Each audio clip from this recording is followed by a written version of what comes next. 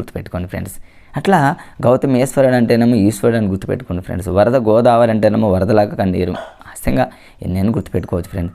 తర్వాత శ్రీనివాస బొమ్మల శతకం, ఇది కూడా ఎగ్జామ్లో అడిగినవి, ఇవన్నీ ఎగ్జామ్లో అడిగినవి ఫ్రెండ్స్. ఖచ్చితంగా రేపు తెలంగాణ టెట్ ఎగ్జామ్ రైబూట్ అన్నటువంటి మరి మిత్రులు మీరు గమనించండి, రేపు ప్రతి సెషన్లో ఈ శతకాల మీద రావచ్చు. ఇక్కడ కన్ఫ్యూజ్గా ఉన్నటువంటి ఏరియా దగ్గరే ఎగ్జామ్లో రెడీగా కూర్చొని ఇవ్వడానికి రెడీగా ఉంటాడు. కాబట్టి మనం ఆ ఛాన్స్ వాళ్ళకి ఇవ్వకుండా ఉండేటటువంటి ప్రయత్నం చేద్దాం ఫ్రెండ్స్. ఇక్కడ శ్రీనివాస బొమ్మల శతకం, బొమ్మలు చూడండి, పిల్లలు బొమ్మలు ఆడుకుంటారు, బొమ్మల్ని ఆడిపించమంటారు బొమ్మలతో పిల్లలు తల్లిదండ్రులని.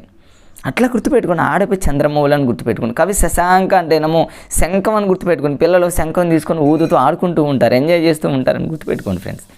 తర్వాత వేములవాడ రాజరాజేశ్వరి శతకం అనగానే మీకు రాజరాజేశ్వరి శతకం అనగానే అట్లా ఒక రాజరాజేశ్వరి టెంపుల్ ఉంది కదా ఫ్రెండ్స్. అక్కడికి వెళ్ళి పిల్లలు ఏం చేస్తారు,